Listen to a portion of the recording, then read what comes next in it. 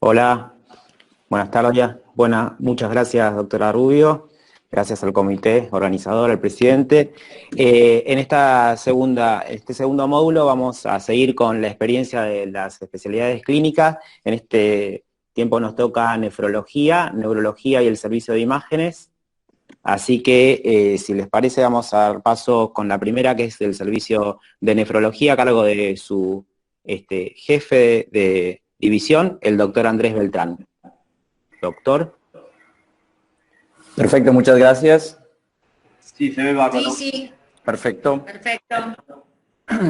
Bueno, yo soy el doctor Andrés Beltrán, médico del servicio de nefrología. Un buen día para todos. Y lo que voy a intentar contar en estos pocos minutos es cómo vivió el servicio de nefrología durante esta pandemia y cómo lo fuimos manejando. Vamos a mostrar resultados y por ahí análisis del servicio en el periodo comprendido de abril a septiembre. A modo de introducción, bueno, desconocemos mucho del COVID-19. Primeras hipótesis respaldan la gravedad y vienen condicionadas por una respuesta inflamatoria. La gravedad de este cuadro se ve en la insuficiencia respiratoria principalmente y los mecanismos de acceso del virus, como ya lo han visto en varias presentaciones, es por el AC2 y en esta, para nosotros, para nefrología, se encuentra en gran cantidad en las células tubulares renales. Motivo por el cual los pacientes con COVID-19 tienen gran afectación renal y cursan con insuficiencia renal aguda en los pacientes previamente sanos. Y esto hace parte de un factor de mal pronóstico. Generalmente en los pacientes, como dije, que no tienen enfermedad renal en terapia intensiva o en piso de clínica médica. Por lo anterior explicado, unido también a nuestros pacientes que ya son crónicos o que son trasplantados, que tienen mayor número de comorbilidades, causa una mayor mortalidad para ellos durante la infección, sea por una enfermedad renal crónica, trasplante o hemodiálisis. ¿Cómo le fue a la nefrología en el mundo? Como para poder comparar también. La serie de estudios con mayor números fueron en Wuhan, Madrid, en Nueva York, donde más se vieron, y en los tres tipos de pacientes de nosotros que son enfermedad renal crónica, en los pacientes en diálisis y trasplante renal. La enfermedad renal crónica obligó a muchos cambios de regímenes de inmunosupresión, valorando el riesgo-beneficio. Estos pacientes que necesitan inmunosupresión como vasculitis o lupus requirieron menor dosis de inmunosupresión. En los pacientes en diálisis crónica a nivel mundial una tasa de mortalidad entre el 28 y el 30%, características de los pacientes, como le decía ahora, añosos con múltiples factores de riesgo. Y pacientes con trasplante renal presentaron un impacto de altas tasas de neumonía en un 72%, dificultad respiratoria en el 40%, ingresos a UTI en el 15% y mortalidad casi del 10% de los pacientes trasplantados. Bueno, nuestra experiencia en nuestro servicio desde abril hasta la actualidad, pacientes en terapia dialítica. Pacientes en terapia dialítica, los pacientes que se internaron y teníamos que realizar la diálisis, tocó dividirlos en tres grupos, que eran los pacientes confirmados, pacientes descartados y casos sospechosos. Esos casos sospechosos no podían estar ni de un lado ni del otro, así que eso nos generaba también tal vez reducir el número de diálisis para los pacientes para poder tratar de que este caso sospechoso, mientras llegaba el hisopado, tal vez 24, 48 o más horas, no podíamos dializarlo en ninguno de los dos grupos. Se modificaron esquemas de hemodiálisis realizando en ocasiones 2 veces por semana y limitando la circulación en la sala. Eso quería decir que los pacientes solo podían terminar, la sala se tenía que quedar libre, limpiarla durante 30 minutos y después volver a otro grupo de pacientes para evitar complicaciones entre ellos. Así que tocó rearmar y hacer una nueva organización en la sala de diálisis en la pandemia. En nuestro servicio atendimos hasta la fecha 15 pacientes con COVID confirmado, de los cuales el 40% presentó neumonía bilateral. Estos pacientes más o menos se quedaban en unos 20 días de hospitalización, era el promedio entre ellos. 3 fueron los hisopados negativos, 3 fueron los hisopados que requería el paciente antes de irse de alta. ¿Y esto por qué? Esto era una complicación bien importante, que los pacientes que tenían hisopado positivo, que tenían coronavirus, no podían irse de alta con un hisopado positivo porque no podían regresar a sus salas de diálisis. Eso fue algo que se instauró y que en ocasiones nos causó muchas dificultades porque estos pacientes generalmente podían llegarse a quedar algunos 30, 40 días porque el hisopado seguía siendo positivo. Además que ya sabemos que el coronavirus contagia generalmente en los primeros 7 a 10 días. Igual los centros de diálisis periféricos no estaban recibiendo a estos pacientes, por lo cual tocaba sostenerlo en nuestra sala de diálisis y darle de alta solo cuando tenía el hisopado negativo. 20% de nuestros pacientes requirió ARM y 20% de mortalidad. Esto quiere decir que 5 pacientes fallecieron de los 15. Esa fue nuestra experiencia en hemodiálisis y nuestra experiencia en trasplante renal y COVID, de los cuales nosotros adaptamos un protocolo especial para esos pacientes desde el servicio de nefrología. Nosotros recibimos 5 pacientes con trasplante renal. Son pacientes muy inmunosuprimidos y con un alto riesgo de mortalidad y de complicaciones.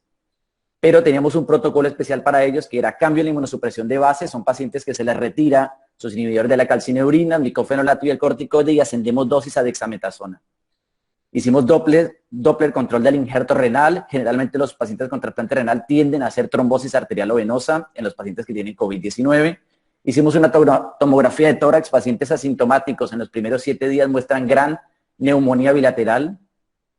Y parámetros inflamatorios como ferritina, PCR, donde generalmente en los pacientes eso los podemos también dividir en cuanto a gravedad y no gravedad en los pacientes.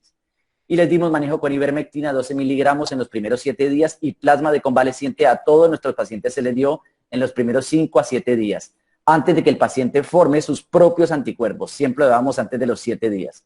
Una infusión de 350 mililitros de plasma. Como dije, fueron 5 pacientes receptores renales los que tuvimos. El 80% presentaron neumonía bilateral, 60% presentaron requerimiento de oxígeno, 60% presentaron parámetros inflamatorios elevados, digo dímero D y ferritina, los que más se manifestaban, y ninguno de nuestros pacientes requirió pase a unidad de terapia intensiva o asistencia respiratoria mecánica. Tuvimos 0% de mortalidad por el momento en los pacientes trasplantados, donde se ve generalmente de un 10 al 20% de la población mundial. La internación promedio de estos pacientes fue de 16 días y la evaluación favorable fue del 100% desde el punto de vista respiratorio y renal. Remarco también desde lo de renal porque estos pacientes ingresan siempre con una función renal y ante cualquier injuria esos riñones son muy sensibles, los pacientes del injerto. Por lo tanto, siempre que hayan salido con buena función renal es una muy buena evolución. Siempre se estuvo en contacto con los centros de trasplante de estos pacientes, donde se estuvieron discutiendo constantemente estos manejos que se le estaban haciendo a sus pacientes. Bueno, como conclusiones como servicio, nosotros, esta pandemia nos ha dejado en evidencia que el recurso más importante definitivamente y a la vez escaso es el humano. En nuestro servicio tuvimos varias complicaciones desde el punto de vista de nuestros técnicos, de nuestros médicos. Varios tuvieron, por más de que teníamos la protección adecuada y todo, bueno, en ocasiones es difícil, así que varios se tuvieron que aislar durante bastantes días. Así que definitivamente que lo que más vimos esta complicación era desde el recurso humano. Durante estos 6 meses de pandemia, nuestro servicio respondió siempre de la mejor forma. La verdad que no tuvimos más complicaciones que algunos aislamientos de algunas personas de nuestro equipo y después dentro de los materiales en algún momento llegó a faltar, pero siempre tuvimos. La escasa preparación de algunos centros de diálisis periféricos junto con malas políticas de salud llevaron a nuestro servicio a que se sature, ya que el paciente mientras tenga hisopado detectable no puede regresar a su centro. Esto fue una crítica que se hizo porque, como lo nombré anteriormente, al ser positivo, este paciente es solo durante los primeros 10 días, pero definitivamente que muchos centros periféricos no tendrían forma de aislar a esos pacientes, donde otros sí, pero muchos no tenían forma de aislar a los pacientes en el centro de diálisis, por lo tanto, nos tocaba a nosotros tenerlo 30, 40 días dializando hasta que fuera su hisopado negativo, sabiendo que ya no estaba contagiando al paciente, pero bueno, en ocasiones esa fue una crítica que nosotros hacíamos. Y desde el punto de vista de nuestros pacientes nefrológicos, permanecimos siempre por debajo de la curva de mortalidad y de complicaciones desde el punto de vista de trasplante renal y de hemodiálisis. En la hemodiálisis tuvimos un poco más del 20% y desde el trasplante renal la verdad que nos fue muy bien con nuestro poco número de pacientes, obviamente, pero nos fue muy bien con ese número de pacientes. Y bueno, agradecimientos a todo el equipo de nefrología de mi servicio. Muchísimas gracias. Excelente, doctor. Tenemos algunas preguntas, aprovechando que estamos poco excedidos del tiempo. La doctora Nicolosi dice, bueno, en principio un comentario que ha sido muy exitoso el protocolo instaurado por nefrología en pacientes trasplantados, con mucha responsabilidad y profesionalismo. El doctor Gianaula pregunta si pueden atribuir la no necesidad de terapia intensiva de los trasplantados al uso de suero de convaleciente. Esa es la primera pregunta. Muchísimas gracias, doctor. La pregunta es muy importante. Yo tuve una mayor experiencia. Yo soy el coordinador de la internación de otro servicio de trasplante renal, donde ahí tenemos un pool de 75 pacientes que fueron con COVID positivo y fueron trasplantados con el suero de convaleciente, donde nos ha ido muy bien. Los primeros reportes también a nivel mundial dicen que disminuye el tiempo, la gravedad de la infección y el pase a terapia intensiva antes de los 7 días, que es lo más importante, o de inicio de los síntomas. No el hisopado, sino de inicio de los síntomas. Así que hemos tenido una gran respuesta En el Hospital Español realmente con nuestros pocos pacientes nos fue muy bien, en la otra institución hemos tenido una mortalidad del 10%, pero definitivamente que en el trasplante renal y el suero convaleciente sí favorece la infusión del suero de trasplante y a todos los pacientes lo hacemos. Una última pregunta por el tiempo del doctor Fernando Goldman. Dice, teniendo en cuenta las exigencias de los distintos servicios de diálisis externos, ¿hay algún protocolo desde el Ministerio de Salud que exija que los pacientes que fueron positivos tengan un hisopado negativo o pasa por una exigencia propia de los centros? No del Ministerio de Salud, pasa por una exigencia de los centros y son como centros muy grandes que tienen muchos otros centros donde el mismo centro se niega a recibirlo y al mismo paciente le dice que no lo van a dializar, increíblemente lo hemos visto, así que muchas veces tenemos que tenerlo hasta que sea negativo porque el paciente no puede dializar en ninguna otra parte y el paciente vuelve a reinternarse porque no lo quieren recibir en el centro.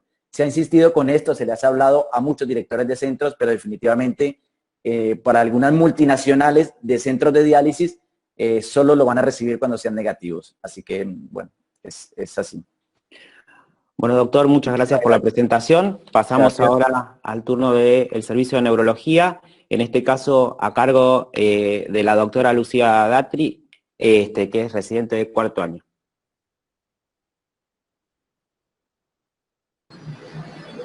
Buenos días. Buenos días.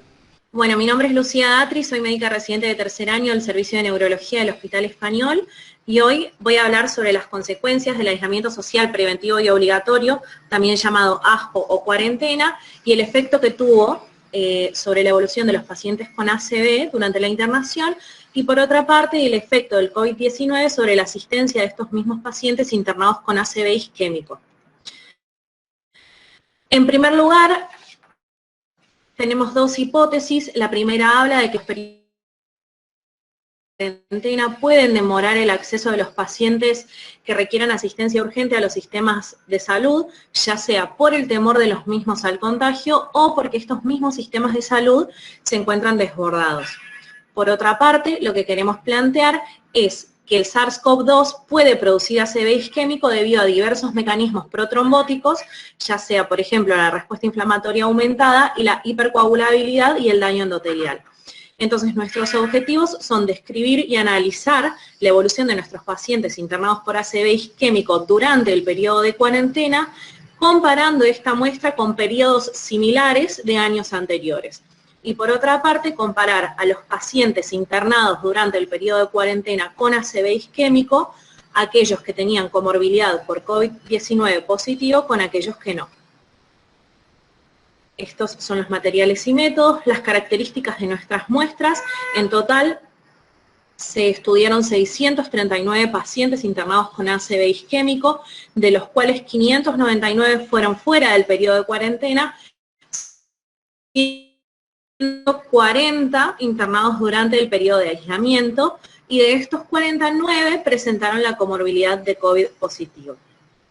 Dentro de esta muestra estudiada durante el periodo de cuarentena, que fueron 40 pacientes, la mitad fueron hombres y la mitad fueron mujeres, solamente con la diferencia de que las mujeres tenían edad ligeramente más avanzada.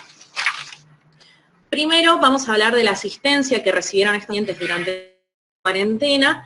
En estos gráficos yo no me voy a detener, pero sí me parece importante remarcar lo que vemos en la línea roja, del primer gráfico, son los pacientes internados durante el periodo de enero a julio de 2020, comparado con los periodos históricos similares, en lo cual vemos que no hay una diferencia en cuanto a la cantidad de pacientes internados, sí lo que vemos es un descenso a principio de marzo, que coincide con el inicio de la cuarentena.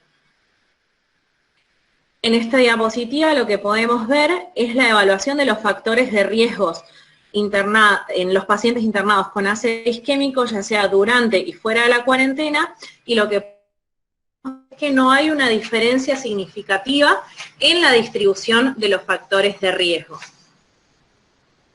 En este cuadro lo que podemos ver es el acceso al tratamiento trombótico que hubo durante el periodo de cuarentena, que lo que podemos ver es que durante el periodo de aislamiento obligatorio de este año, no hubo una diferencia significativa en el acceso al tratamiento trombolítico. Esto tiene que ver con que tampoco hubo una demora en la consulta que sea estadísticamente significativa. Por otra parte, en estos gráficos lo que podemos ver, nosotros tenemos una escala que utilizamos en neurología, que es la escala de NIH, que sirve para definir déficit neurológico, y en los primeros dos gráficos lo que podemos observar es que no hubo una diferencia significativa en la presentación de los ACV isquémicos durante y fuera de la cuarentena en cuanto a su déficit neurológico. Por otra parte, la escala Rankin, que es una escala de discapacidad, que digamos evaluaría por escala de Rankin en los ingresos durante la cuarentena y sus equivalentes históricos. Acá lo que vemos es que el ranking final, o sea, la evolución de estos pacientes, no fue tampoco distinta durante el 2020 comparado con sus equivalentes históricos. Esto sin contar la comorbilidad de COVID-19. Ahora de lo que vamos a hablar es de cómo afectó la infección viral a estos pacientes internados con ACV isquémico. Acá sí lo que podemos ver en el primer recuadro es que aquellos pacientes que tuvieron la comorbilidad por COVID-19 tuvieron una escala de NIH de ingreso más alto, es decir, que tuvieron un déficit neurológico mayor al ingreso. Por otra parte, en el cuadro segundo, lo que podemos ver es que el NIH final también fue mayor, por lo que podemos decir que estos pacientes presentan mayor severidad al inicio, peor evolución, incremento del déficit final. En este cuadro... Perdón, Lucía. Es la escala de ranking final. Perdón, Lucía, le quiero pedir a Cintia Montero si puede silenciar el micrófono. Gracias. Bien, continúo. Entonces, en este cuadro lo que podemos ver es las diferencias en el ranking final comparando a aquellos pacientes que tuvieron 19 que no, y lo que vemos es que el ranking final de a la muerte fue muchísimo mayor en aquellos pacientes que presentaban la infección por el virus. Entonces, esto nos hace inferir que esta comorbilidad sí se asocia con peor desenlace final.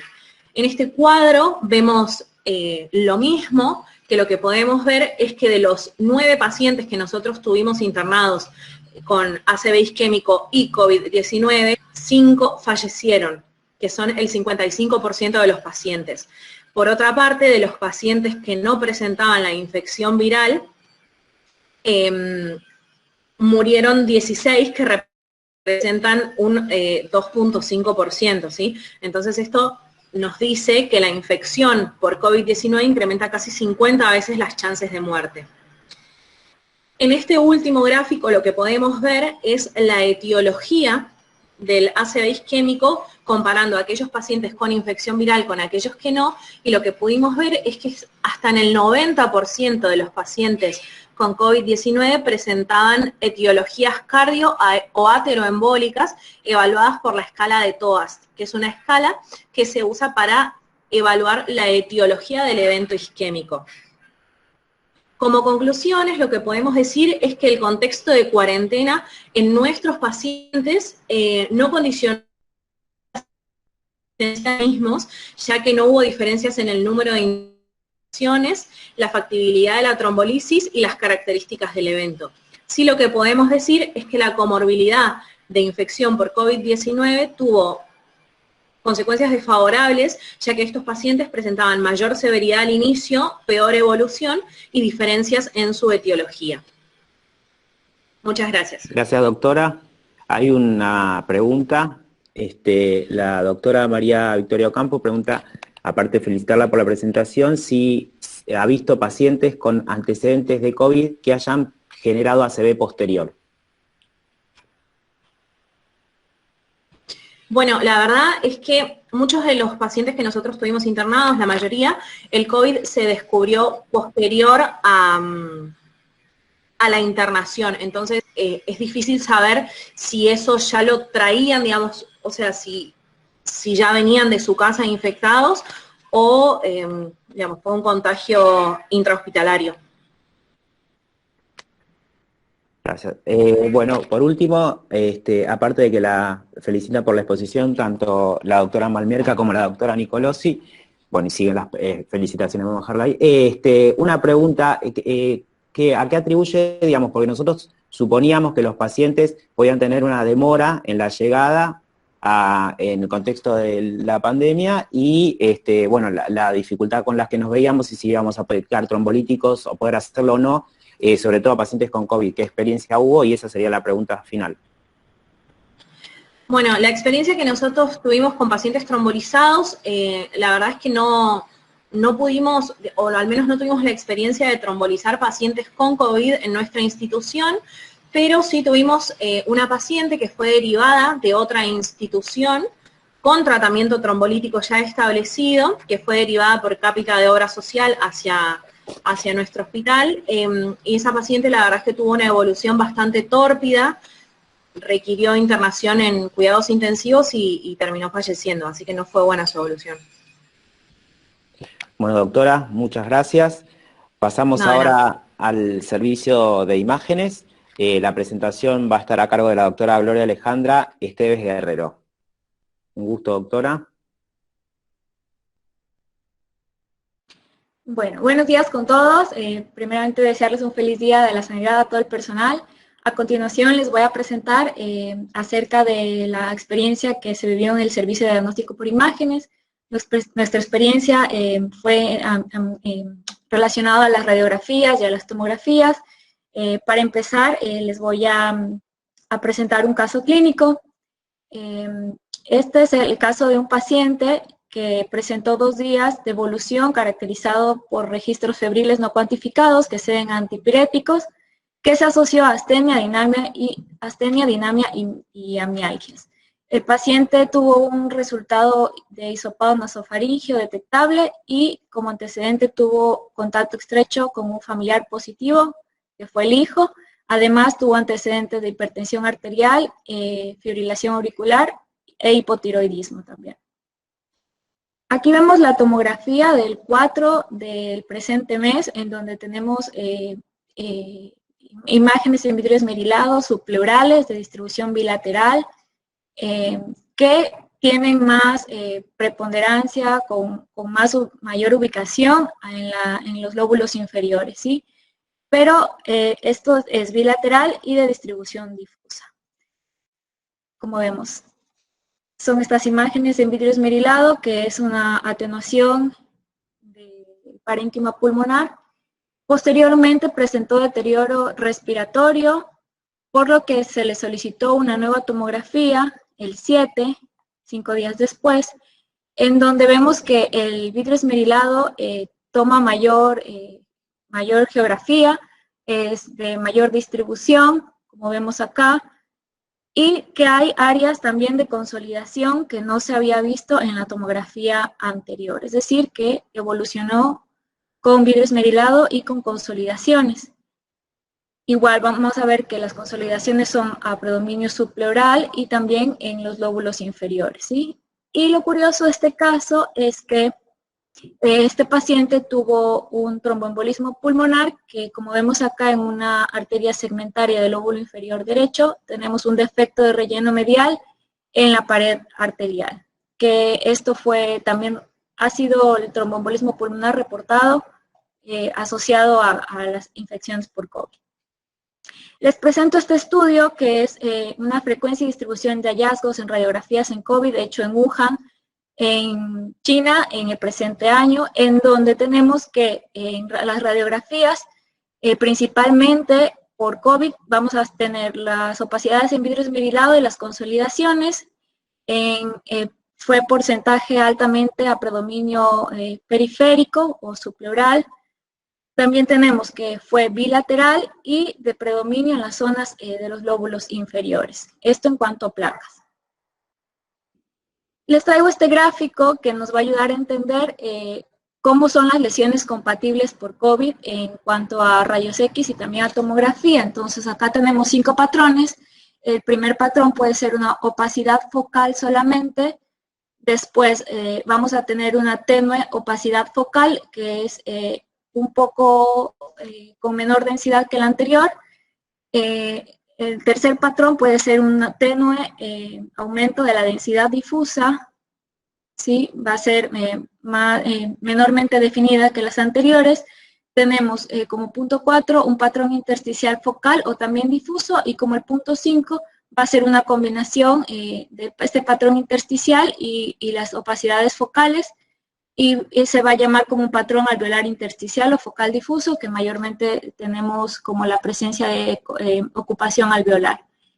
Y acá les traigo unas placas de rayos X en donde vamos a tener el primer patrón, que es una opacidad focal. Como podemos ver, estas radiografías son al inicio de los síntomas, al sexto o quinto día de los síntomas, donde tenemos solo opacidades focales aisladas.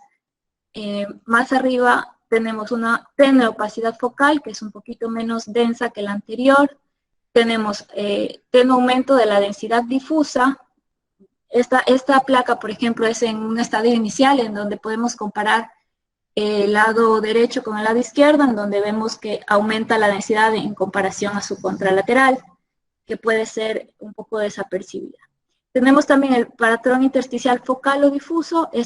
Vamos a tener que es un poco más visible que los anteriores, va a ser de predominio bilateral, difuso. Y tenemos el patrón alveolo intersticial, que es el que hemos visto mayormente en nuestros pacientes de terapia intensiva, en donde tenemos ocupaciones alveolares que conforman estas imágenes algodonosas, bilaterales, a predominio periféricas, y también en las bases. Bueno, este paciente lo tiene bilateral. Es otra placa igual, con vidrio esmerilado bilateral. Y estas son placas de nuestros pacientes de terapia intensiva tomadas en decúbito, en donde vemos este patrón intersticial difuso a predominio de lóbulos inferiores, y estas a predominios periféricos también. Acá les traigo unas radiografías, este es un paciente que llegó el 22 de abril con esta placa traída de otro centro, en donde tenemos un patrón intersticial bilateral, que a los 2 días en la radiografía de control ya tenemos un patrón alveolar a predominio derecho, y luego en el 30, posteriormente, va a tener compromiso izquierdo del parénquima pulmonar izquierdo, que no se había visto en el anterior. Es así como podemos ver la evolución, que de un patrón intersticial puede pasar un patrón alveolar y luego puede producirse consolidaciones también. En cuanto a las tomografías, les traigo estos patrones radiológicos para un poquito entender que el patrón en vidrio esmerilado va a ser el aumento de densidad pulmonar, pero que nos va a dejar ver a través de los vasos y los bronquios, ¿sí? Posteriormente, cuando este vidrio deslustrado puede hacerse consolidación, tenemos que ya los vasos no los logramos ver, y tenemos el broncograma aéreo, es decir, que se ve con mayor acentuación la trama bronquial. Y el patrón en crazy paving va a ser la combinación de vidrio deslustrado con engrosamiento de los septos interlobulillares. Estos 3 patrones son los que se ha reportado que tenemos en pacientes con COVID, y según la presencia de estos patrones nos va a indicar la evolución de la enfermedad. Les traigo también este artículo en donde se ha visto que según la presentación de estos patrones tenemos algunos estadios. Este artículo también fue elaborado en China, en Wuhan, y fue reportado este año, ¿sí? Entonces tenemos que el estadio temprano vamos a tener de 0 a 4 días y solo vamos a ver vidrio esmerilado. Posteriormente, este vidrio esmerilado se va a asociar a engrosamiento de septos interlobulillares, que va a dar el patrón empedrado, que va a ser de 5 a 8 días. Luego de 9 a 13 días consolidaciones, y el estadio de absorción, que es de más de 14 días, va a haber un mejoramiento gradual. Con esta tomografía tenemos el estadio 1, que son opacidades en vidrio esmerilado, subpleurales. Luego de esto tenemos el patrón en crazy paving, que son engrosamientos de los septos, combinado con el patrón en vidrio esmerilado. Posteriormente, esto se puede consolidar, y luego hacer el periodo de absorción, que es la regresión. Acá tenemos una tomografía de un paciente que en esta figura A es al tercer día de sus síntomas, en donde tenemos opacidades subplurales en vidrio esmerilado.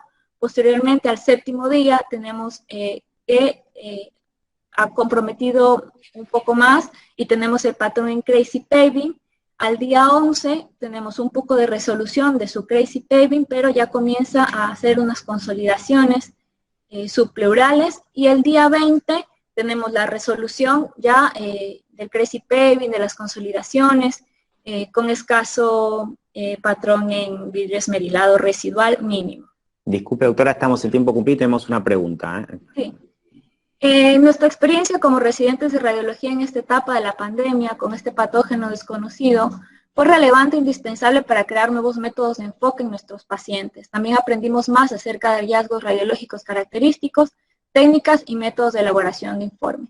Nuestro servicio también aportó en el área de asistencia social y entreaje para así elaborar una mejor atención y mejor fluidez a la atención en general del hospital. Muchas gracias. Gracias a usted. El comentario del doctor Fernando Goldman dice: la importancia de este patrón tomográfico característico radica en que muchas veces seguimos buscando e insistiendo en el diagnóstico de infección por COVID-19 en pacientes cuyo primer hisopado resultó negativo. Muchos de esos pacientes hisopados resultaron finalmente positivos. ¿Qué opina usted del comentario? Bueno, en realidad hay algunos estudios que comparan el PCR versus la tomografía, y la tomografía tiene mayor sensibilidad, es decir, un 97% versus el 95% que nos da el PCR. Tiene mayor sensibilidad que el PCR, pero pese a esto no es recomendable utilizarlo como screening.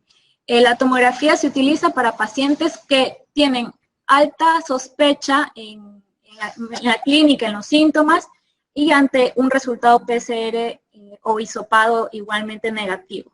Es decir, que si yo tengo un paciente que tiene alta sospecha de los síntomas, que tiene disminución del olfato, fiebre, etcétera, y el resultado me da negativo, pues estos pacientes sí se les puede hacer una tomografía en donde vamos a ver el patrón en crazy paving típico, subpleural, apredominio de bases, pero no de entrada es recomendable, pues ninguna sociedad lo recomienda como método de screening de entrada.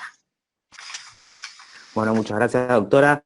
No sé si en virtud de tiempo cumplido, hay una pregunta que quedó pendiente, formulada por la doctora Nicolosi, en relación a a qué podríamos atribuir la diferencia, esto a la charla anterior, entre que los pacientes con un evento coronario, o sea, cardiovascular, concurran más tarde y los pacientes con evento cerebrovascular no.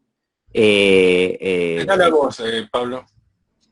Nosotros lo que vimos en realidad es que no hubo una diferencia en el tiempo de, digamos, en la causa de extensión de tiempo de ventana entre fenómeno con pandemia y sin pandemia, lo que no quiere decir que no consultan, lamentablemente se nos van de ventana muchos y solamente podemos trombolizar a un 10%, estamos en un muy buen porcentaje, porque es lo que se comunica en la literatura, que pasa en otros centros, pero los pacientes siguen teniendo un nivel de alarma muy bajo. Lo que no varió es la posibilidad de llegar. Una de las cosas a favor que viene a cuento del servicio de imágenes es que cuando analizamos los periodos de la ventana se compone el componente puerta a puerta, es decir, que el paciente empieza con síntomas hasta que llega al hospital. Ese está muy retrasado en el contexto de pandemia, pero el puerta aguja, es decir, se corre mucho dentro del hospital, los residentes nuestros corren muchísimo, ellos el mayor de los logros, y el servicio de imágenes ha achicado muchísimo la brecha hasta tener la neuroimagen, y eso nos ha facilitado muchísimo la asistencia de estos pacientes. Muchas gracias, Pablo. Gracias a ustedes. Bueno, teníamos un intervalo que terminaba a las 13 horas, hemos decidido, lo vamos a extender de ahora hasta las 13:30. 13:30 en punto comenzamos con la actividad de la tarde.